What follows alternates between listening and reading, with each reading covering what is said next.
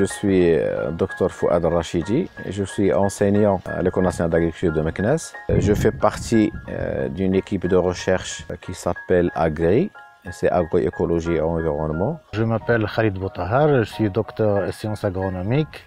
Je suis membre de l'équipe de recherche agroécologie et environnement.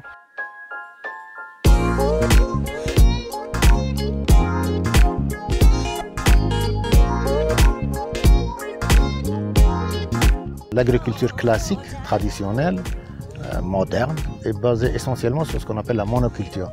Quand vous plantez un verger, vous le plantez pour les années à venir et ce sera la même culture pendant toutes ces années.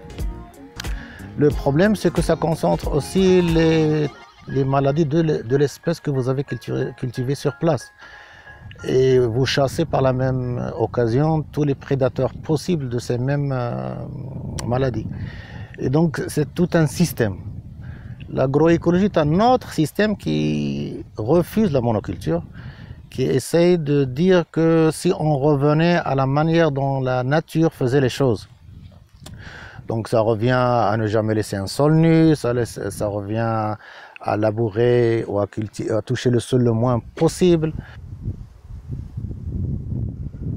Nous, ici à l'École nationale d'agriculture, notre objectif c'est promouvoir l'agroécologie, élaborer des fiches d'information, organiser des sessions de formation des agriculteurs, des fils d'agriculteurs, c'est organiser des ateliers de réflexion. Et ça rentre dans notre objectif ultime qui est la création d'un centre national d'agroécologie. On a une plateforme d'expérimentation. Il a une superficie aux environs de 2,5 hectares. Et là, il est divisé en deux grandes parties. Le jardin botanique, c'est la préservation des ressources végétales, c'est la multiplication des espèces à intérêt. Et puis il y a une autre partie expérimentale, production végétale. Il y a une partie maraîchage, une partie arboriculture, agroforesterie. Il y a une parcelle de permaculture. Il y a un système de serre où on a des essais sur des banques de semences. L'année dernière, on a installé des essais d'associations de cultures. Les bandes fleuries entre les cultures pour attraper les insectes utiles qui luttent contre les insectes nuisibles.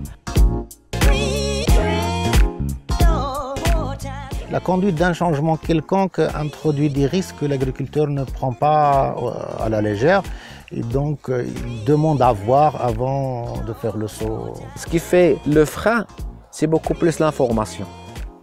L'information et la formation. On va adopter l'approche écolo-champ pour essayer de toucher le maximum d'agriculteurs voisinant nos sites d'expérimentation. C'est une approche qui est très bien utilisée ailleurs et qui a donné ses fruits, surtout dans la dissémination de l'information. C'est ce qu'on fait aussi avec deux agriculteurs qui ont voulu faire ce saut agroécologique. Mais on est encore dans les 3 premières années et on attend de voir les premiers résultats.